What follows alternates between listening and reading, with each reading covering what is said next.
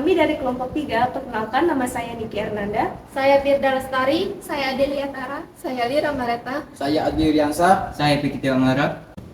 Di sini kami akan menampilkan video pembelajaran mengenai materi turunan fungsi trigonometri. Yuk simak videonya sampai habis.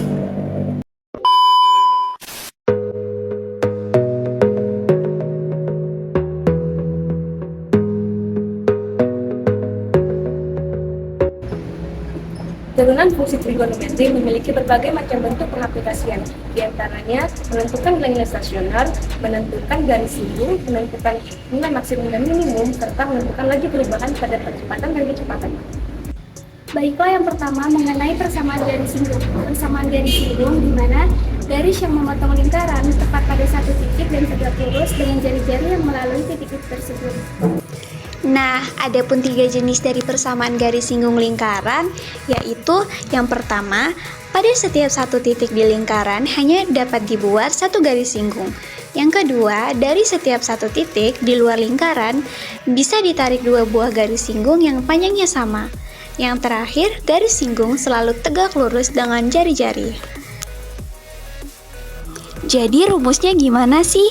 Jadi rumusnya adalah jika terdapat kurva Y, Fx disinggung oleh sebuah garis di titik X1, Y1, maka gradien garis singgung tersebut bisa dinyatakan dengan M turunan pertama X1, sementara itu X1 dan Y1 memiliki hubungan Y1 sama dengan F X1, sehingga persamaan garis singgungnya bisa dinyatakan dengan Y dikurang Y1 sama dengan MX dikurang X1.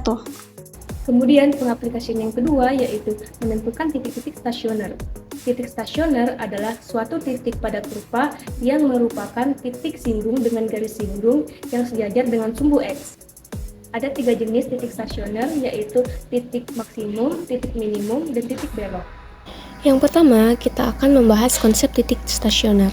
Jadi, jika fungsi fx dapat diturunkan di A dengan turunan pertamanya di A sama dengan 0, maka fa adalah nilai stasioner, dan titik A, fa adalah titik stasioner. Nah, supaya lebih jelas tentang titik stasioner, kita perhatikan ilustrasi berikut ini. Ini merupakan fungsi y sama dengan fx, dia stasioner di titik A, fa, dan B, fb. Jadi, fungsi yang mula-mula naik kemudian dia berbalik turun atau sebaliknya dari turun kemudian naik, maka dia akan mencapai titik stasioner yang bernilai 0. Nah, untuk menentukan jenis-jenis titik stasioner dapat kita lakukan dengan tes tanda. Jadi, kita uji tanda turunan pertamanya ya teman-teman. Jadi, jika mula-mula tanda dari f-aksen ini dimulai dari positif dulu, kemudian negatif, atau naik dulu baru turun, maka ini terjadi titik balik maksimum. Perhatikan gambar grafik ini. Jadi, fungsinya naik dulu, kemudian dia berbalik turun. Nah, titik ini dinamakan titik balik maksimum. Nah, sebaliknya, kalau misalnya fungsinya turun dulu baru naik, seperti ini, maka di sekitar titik C ini akan terjadi titik balik minimum. Kemudian, kalau misal tandanya tidak berubah, jadi dari positif tetap positif atau negatif tetap negatif untuk turunan pertamanya, maka fungsi Y sama dengan Fx itu hanya berbelok. Dan di titik C, Fc ini terjadi titik belok. Baiklah, yang ketiga kita akan menyelesaikan tentang nilai maksimum dan minimum. Nilai maksimum adalah fungsi objektif yang menghasilkan nilai tertinggi atau maksimum tertinggi, seperti laba. Nilai minimum adalah nilai terendah untuk setiap variabel yang diuji atau fungsi objektif yang menghasilkan nilai terendah pada setiap himpunan penyelesaian. 3. Nilai maksimum dan minimum fungsi. A. Prinsip dasar penentuan nilai maksimum dan minimum suatu fungsi diberikan Y sama dengan Fx, F aksen X turunan pertama, dan F aksen X turunan kedua terdefinisi pada domain fungsi tersebut. Jika F double aksen X kurang dari 0 saat F aksen turunan pertama sama dengan 0, maka Fx adalah nilai maksimum fungsi F. Jika F double aksen X lebih dari 0 saat f aksen turunan pertama sama dengan 0, maka fx adalah nilai minimum fungsi f. Jika f double aksen x sama dengan 0 saat f aksen sama dengan 0, maka nilai stasioner fx belum dapat ditetapkan. Jadi, yang bisa ditetapkan jika turunan lebih dari atau kurang dari. Kemudian yang terakhir yaitu kecepatan dan percepatan. Umumnya kecepatan merupakan jarak perselang waktu tempuh suatu objek yang sedang bergerak. Namun, pada konsep turunan, kecepatan dapat ditentukan dari fungsi jarak tempuh lintas, yaitu dengan menentukan turunan pertamanya. Secara matematis, kecepatan dengan konsep turunan dapat ditulis sebagai berikut. Sederhananya, hubungan kecepatan dan jarak dengan konsep turunan adalah sebagai berikut.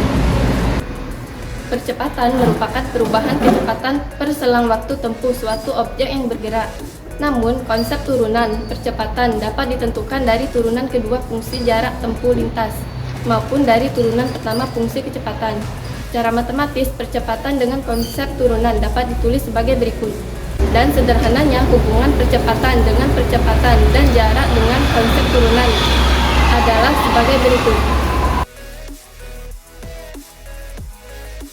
Baiklah, kita ke soal yang pertama. Tentukan persamaan garis singgung fungsi trigonometri dengan persamaan y sama dengan 3 cos x plus sin x pada titik x sama dengan 0. Penyelesaiannya diketahui y sama dengan 3 cos x sin x.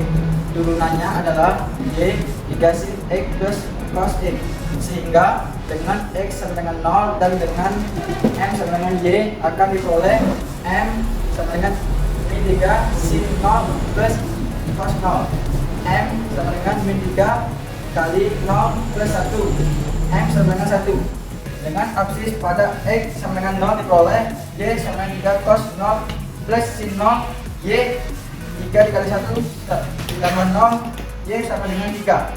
Titik singgung berada pada titik 0,3, sehingga persamaan garis yang melalui adalah Y min Y1 sama dengan M X min X1.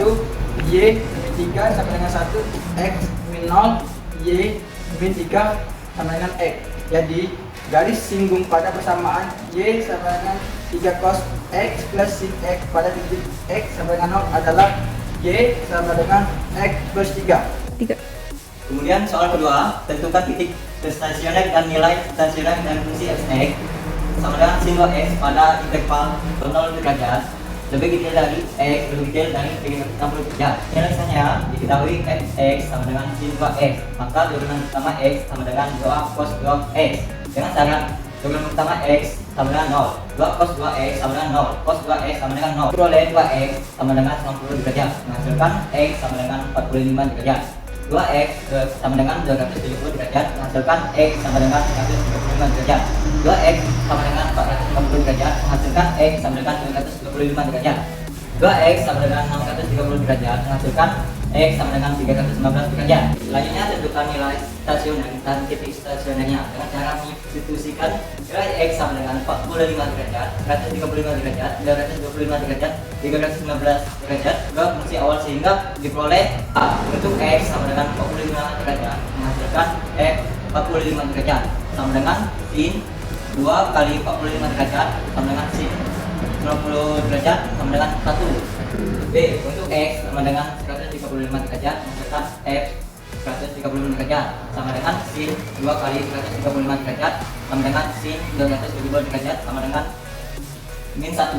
C untuk x sama dengan 225 derajat, menghasilkan x 225 derajat sama dengan sin 2 kali 225 derajat sama dengan sin 450 derajat sama dengan 1.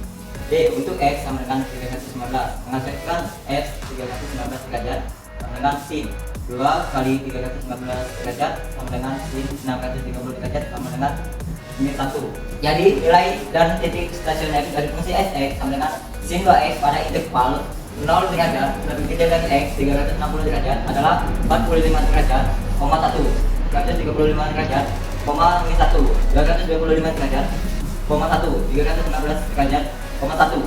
Kemudian soal ketiga, jika fx sama dengan cos pada interval 0 0 derajat lebih kecil dari sama dengan kali lebih kecil dari sama dengan 180 derajat, tentukan titik-titik stasioner pada fungsi tersebut. Diketahui fx sama dengan cos x, maka turunan pertama x sama dengan min sin x, dengan syarat turunan pertama x sama dengan 0, sin x sama dengan 0.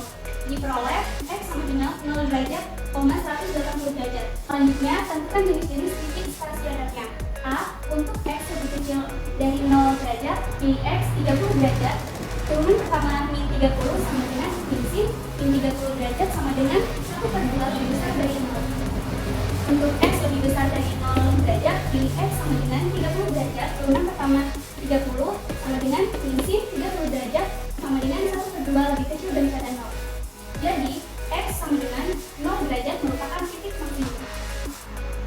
B. Untuk x lebih besar dari 180 derajat, pilih x sama dengan 150 derajat. Turunan pertama 150 derajat sama dengan min sin 150 derajat sama dengan 1/2 lebih kecil daripada 0. Untuk x lebih besar daripada 220 derajat, pilih x sama dengan 210 derajat. Turunan pertama 210 derajat sama dengan min sin 210 sama dengan 1/2 lebih besar daripada 0. Jadi, x 180 derajat merupakan titik minimum. Selanjutnya, carilah titik belok. Turunan kedua x sama dengan 0. Min cos x sama dengan 0. X sama dengan 90 derajat. F 90 derajat sama dengan cos 90 derajat sama dengan 0. Jadi, titik-titik stasioner pada fx sama dengan cos x pada interval 0 derajat lebih kecil dari sama dengan x, lebih kecil dari sama dengan 180 derajat adalah x sama dengan 0 derajat untuk titik maksimum. X sama dengan 180 derajat untuk titik minimum dan 90 derajat, 0 untuk titik